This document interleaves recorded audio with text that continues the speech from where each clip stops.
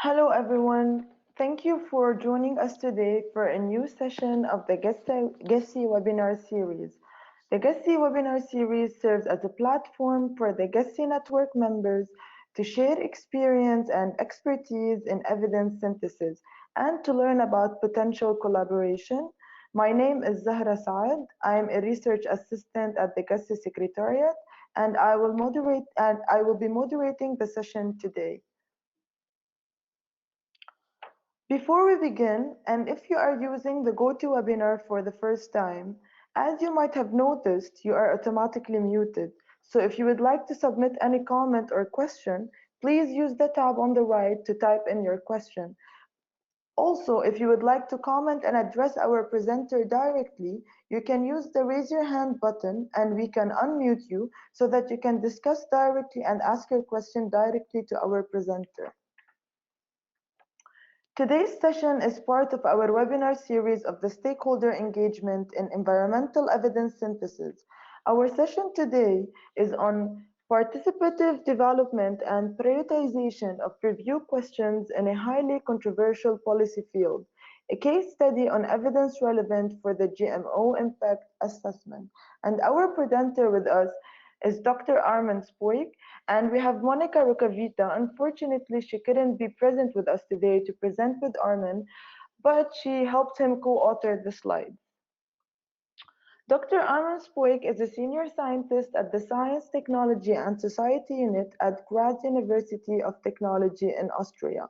He has over 20 years research experience in technology assessment, risk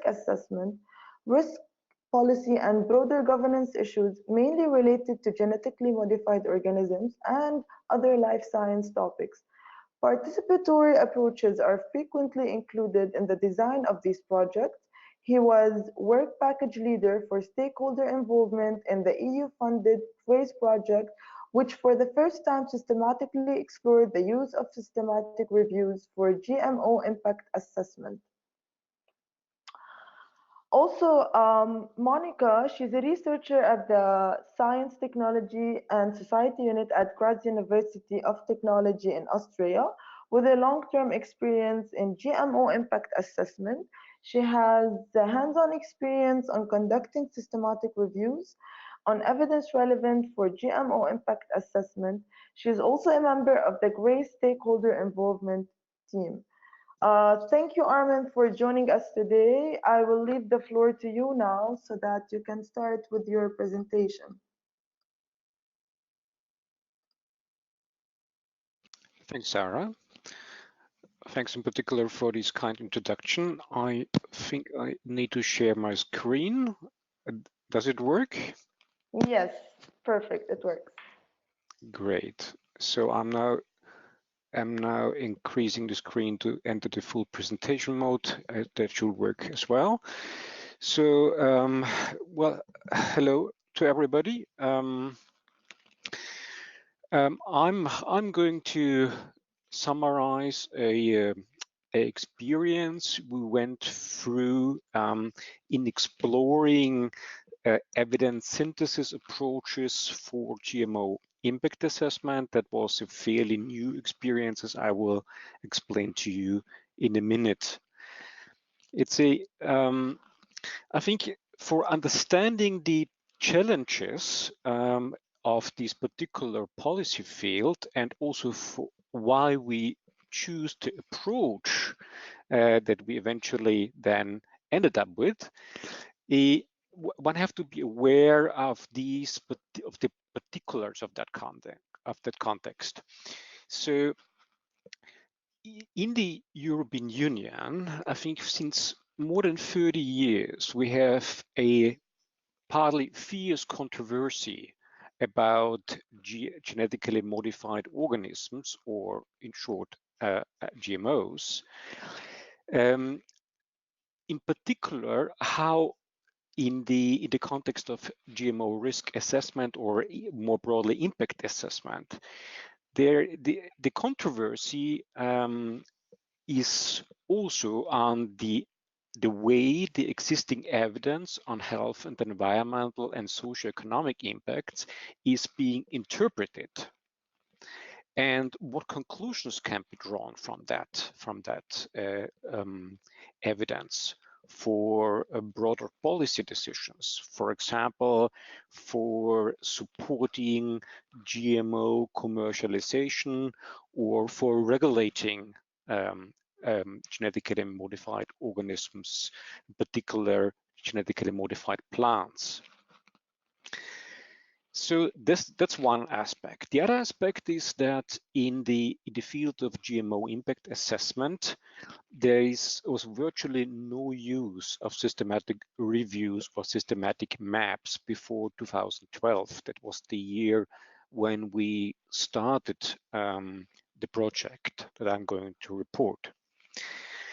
So, and on top of that, there was one, well, slightly difficult to interpret mentioning of systematic reviews and the concept of systematic reviews in an, at that time, new European Commission implementing regulation on GMO risk assessment. As it turned out later on, that was more or less an accident. But at that time, it helped to gain more attention to what we are doing, what we are exploring. So against that, the fairly generic context, we started the project GRACE, is the acronym for GMO Risk Assessment and Communication of Evidence. This was an European Commission funded project that in one of its projects, if its streams, aimed at exploring the use of evidence synthesis approaches for GMO impact assessment, and that essentially meant to adopt and test existing approaches on selected GMO impact topics. So that GMO impact assessment, as we are talking about that, includes health impacts, environmental impacts, but also socio-economic impacts. So we, in that course of that project, we managed to come up with a total of 7 systematic reviews and systematic maps, but the majority of them could not be finalized during the lifetime of the project. So, but most of the entire planning stage, but also most of the research itself happened during the project. The particular policy context and the long-standing controversy prompted us to put a particular emphasis on stakeholder involvement. And the characteristics of the approach that we developed were inspired by this controversy, by its polarized views, the lack of trust and transparency, but also by the novelty of the systematic review topic for the GMO risk assessment community. Also, at that time, it was the starting time of Horizon 2020, and so people discussed the concepts of responsible research and innovation, in short RRI, and open science. So in these early documents, elements were discussed that somehow helped to inspire the concept that we developed. Just to show you at what particular point in the process we were allowing for stakeholder involvement. That was essentially in the planning stage and in the stage of interpreting the evidence and drawing conclusions. We did not we didn't allow for stakeholder inclusion during the conduct. That That was just to navigate you where we are in the systematic review and mapping process. And these are now the characteristics that we developed for our approach, or that we used essentially to inspire our approach also. It was essentially inclusiveness, responsiveness, open access, transparency, reflexivity, and openness.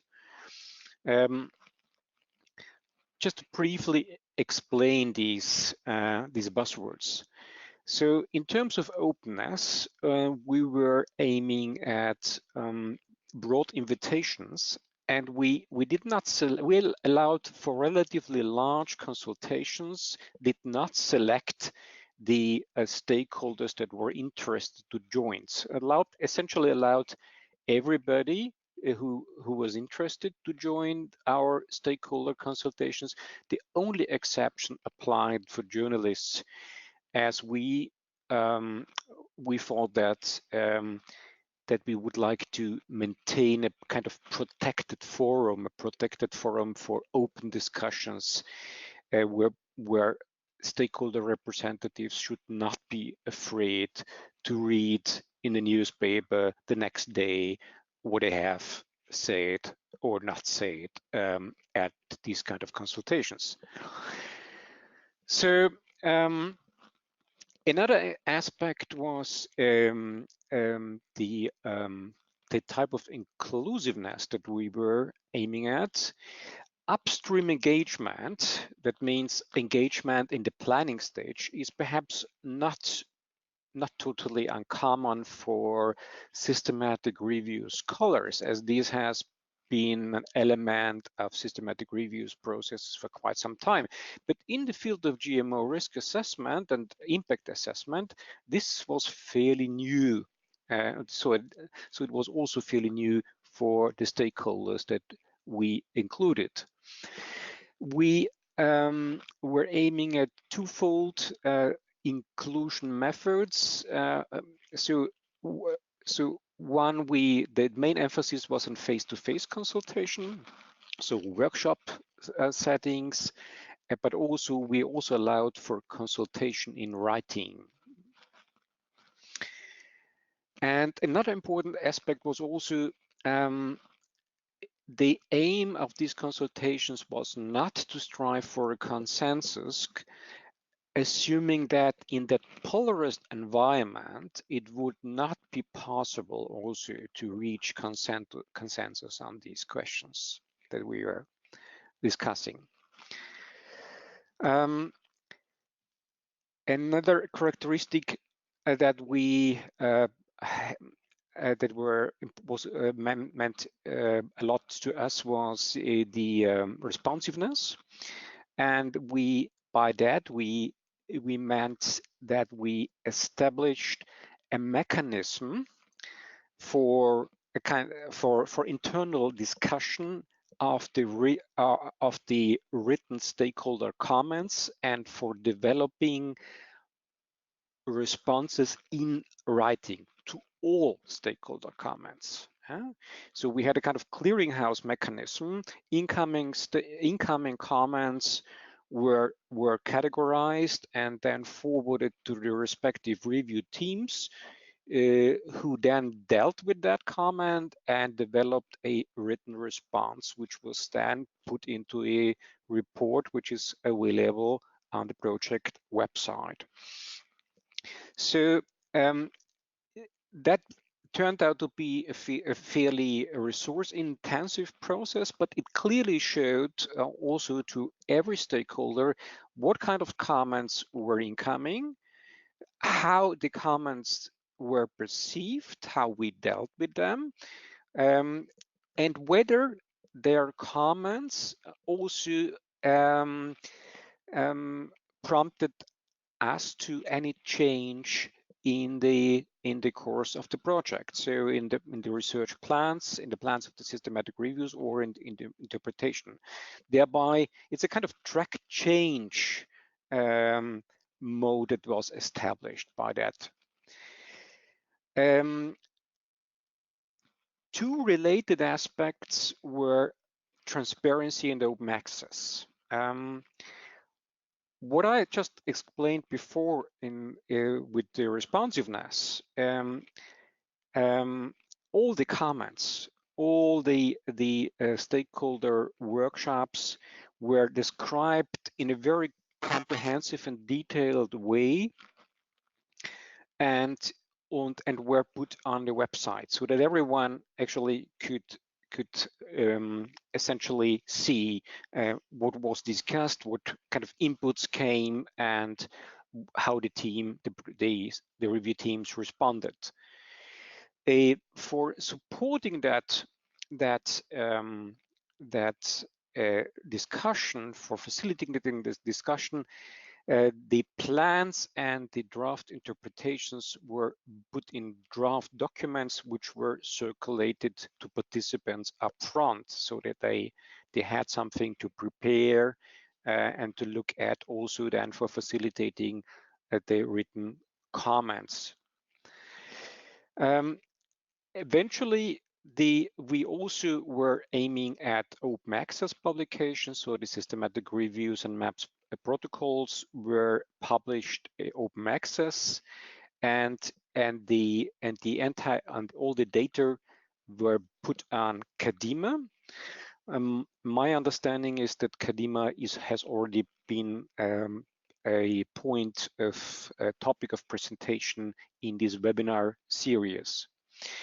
And finally, we also established a reflexivity mechanism, allowing the participants for feedback on the engagement process by using questionnaires and interviews.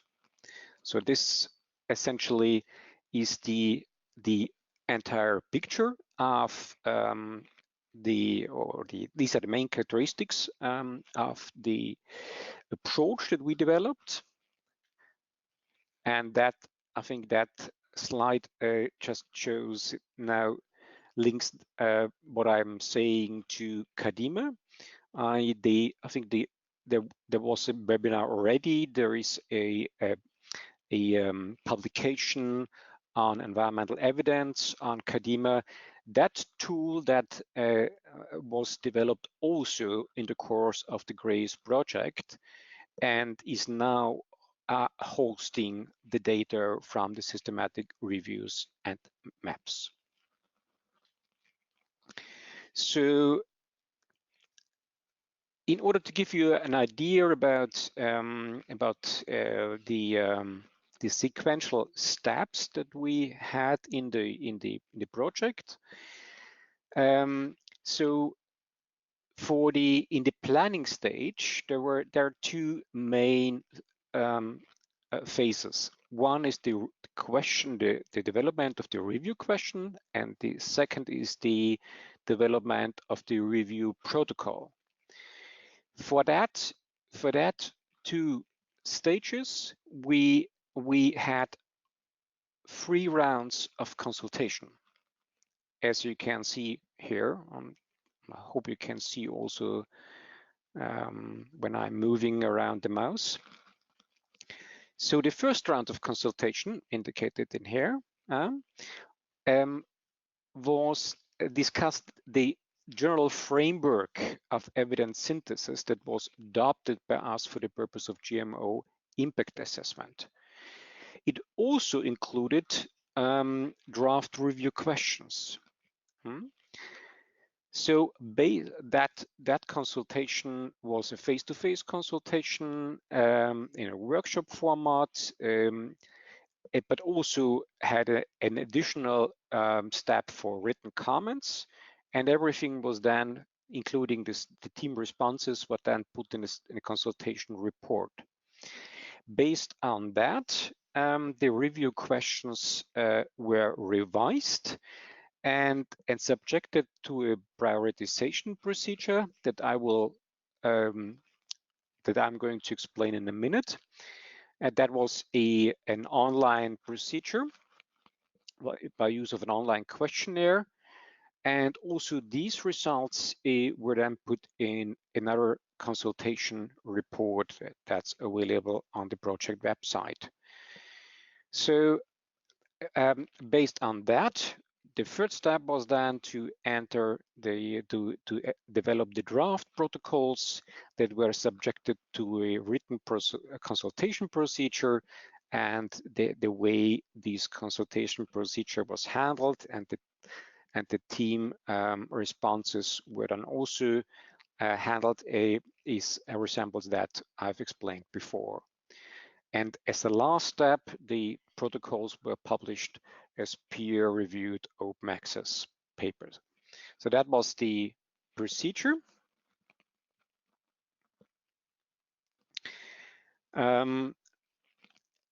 This table gives you an idea about participation and also the number of comments we received and had to handle. So in the first consultation step, it was on the general framework for for evidence synthesis, and on the preliminary review questions. We had quite a number of participants, 40 external participants. So here the number is always for the external ones, plus some 20 internal ones. So there was quite a large group. But as you can see here, then we received a lot of comments, and we had to deal with them comment by comment and respond on each comment. That was quite substantial work. But even more work came later on, where in the subsequent steps, when after the prioritization of the review questions, when we also received these were two written procedures, received also quite substantial number of comments here. So overall, this was turned out to be almost 600 comments, and that we then had to allocate to review teams to discuss comment by comment and respond to.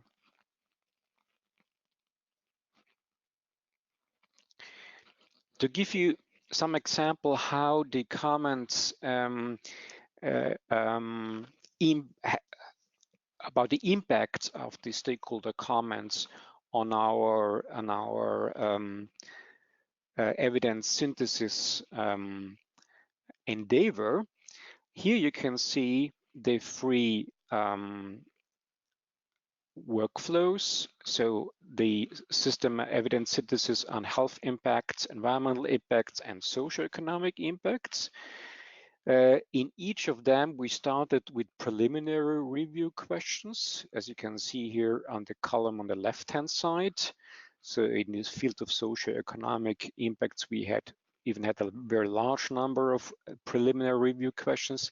And if you then go to the right, you see how these comments were processed throughout how these review questions were processed and changed throughout the consultation steps. So during the first consultation step, so these preliminary review questions were considerably, and quite a number of them were revised or dropped, and new were added, so that we ended up with another series of candidate review questions that you can see here on the second column to the right. And these were then subjected to a prioritization exercise from which we eventually could select the 14 review questions that I mentioned to you at the beginning. So there was from that numbers only, you can see a substantial impact of the stakeholder consultations on the development of the review questions. So another perhaps it would be worthwhile to mention how we did prioritize the review questions. I already highlighted the lack of trust and transparency in the controversial debate about GMO impact assessment. For that reason, we also try to come up with a process that is as transparent as possible. So we did the prioritization by using an online questionnaire with all the participants of the first consultation step. Each of them was asked to score each review, each preliminary review candidate review question, in 3 relevant dimensions. There was importance, expert disagreements, and public awareness. Yeah, these were the dimensions. It's a kind of simplified parameters inspired by a publication of the European Food Safety Authority. So that on this slide you can see the kind of results that we ended up with. Here you can see 4 review questions and their scores in the 3 dimensions. And we also had then a kind of aggregated scoring where we just summarized the mean scores, and that in that case the mean scores then show to a larger extent or more clearly which review questions actually in which review questions the agreement is the largest one. It's not always that the results are that clear, like on this screen. And it is also an open, difficult questions how actually to deal with these scores, whether you would favor expert disagreement or public awareness, for example. So as this was exploratory research, we left it to the review teams how to consider the stakeholder priorities, but all of them were asked to make transparent how they arrived at the choice.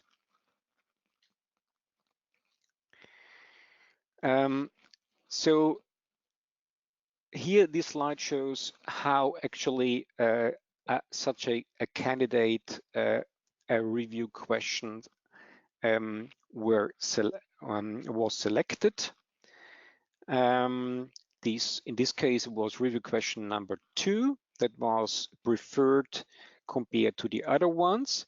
But even at that step, we had additional stakeholder comments and again slightly revised that question.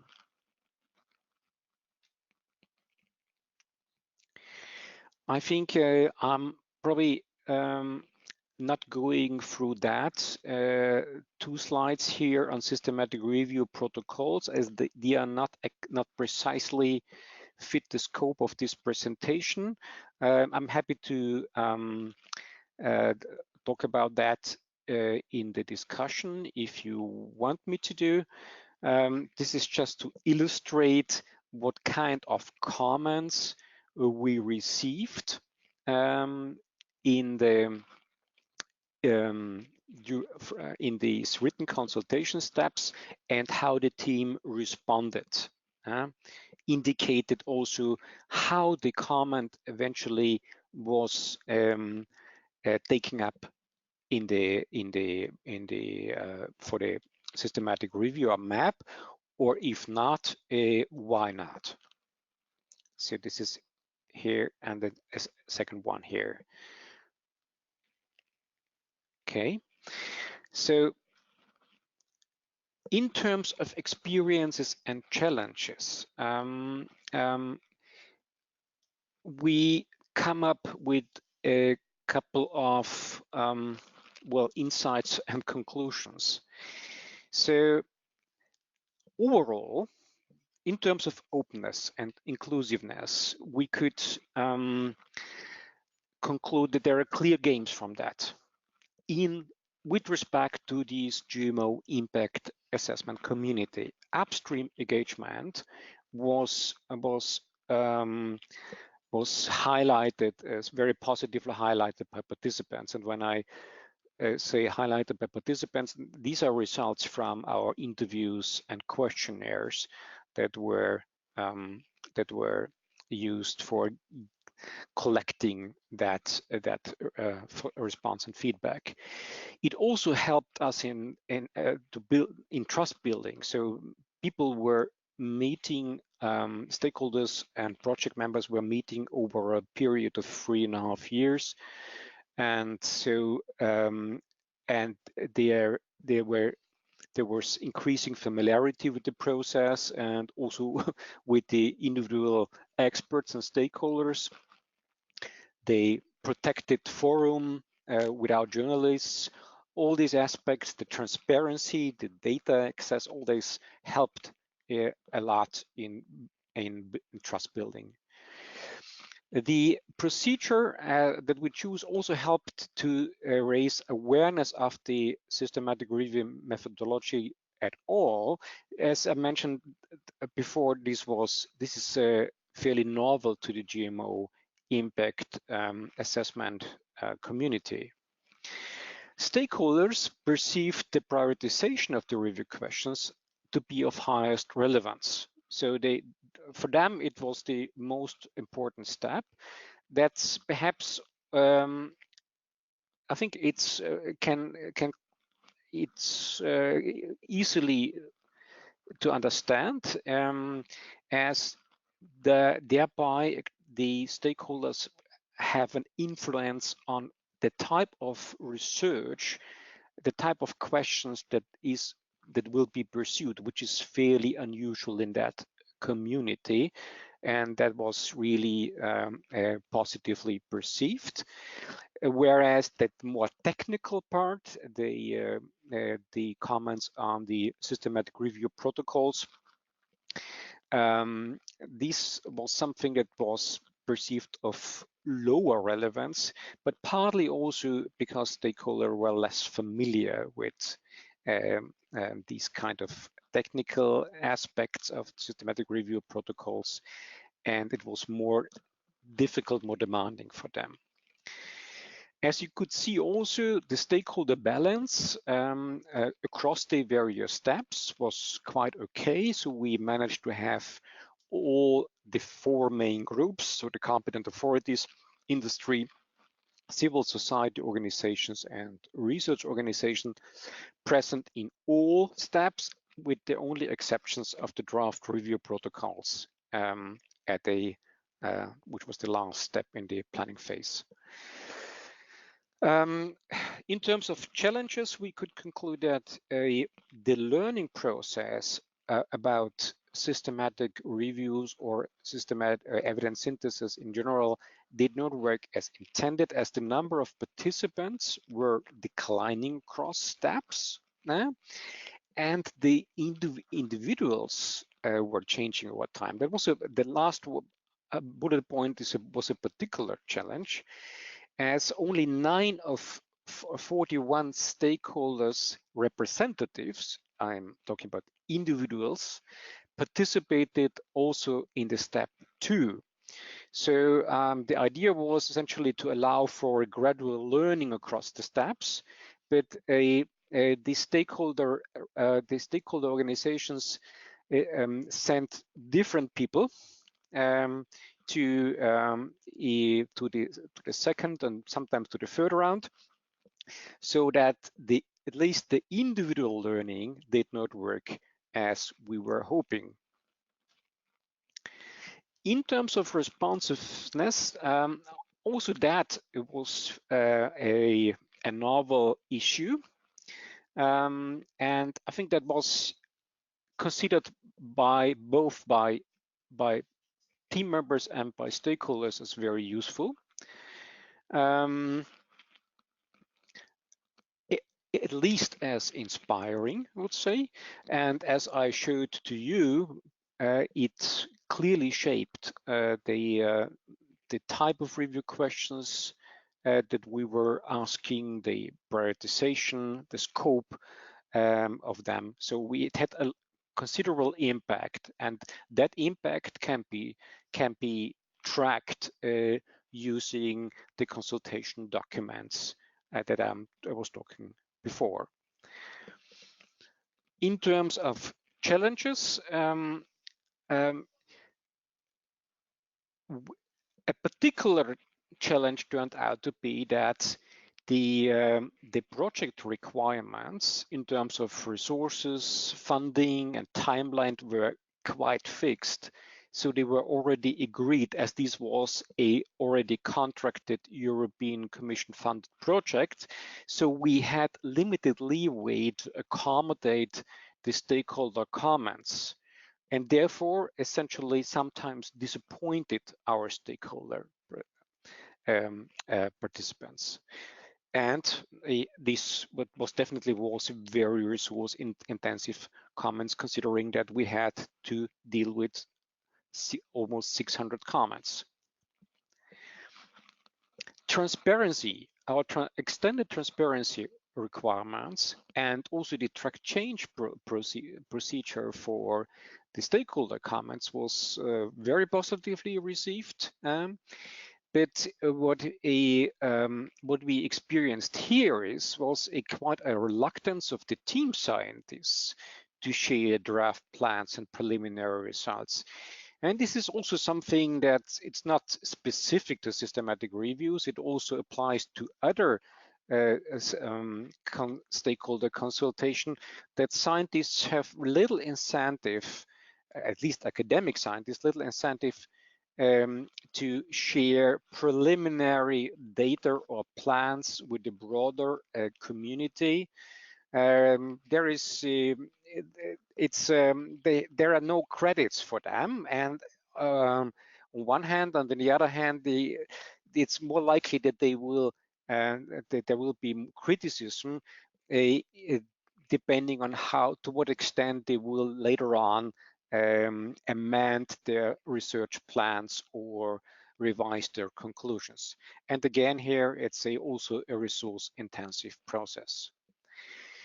There are also some project-specific aspects that I just briefly mentioned here. One of the specific of the Graz project was that we eventually had 14 systematic reviews or maps, evidence maps in parallel, with covering a broad range of topics. So there is some consultation overload included in here that we also sensed from the feedback. And this is it's almost the last slide. Some general conclusions and recommendation. I think, and actually we think, the approach that was developed in the context of that project is very useful in case one is navigating in a heavily polarized policy environment that has a lack of trust and transparency and polarized views. So this is definitely useful. It's probably not useful for a routine use because it's taking a lot of resources. It needs a lot of resources.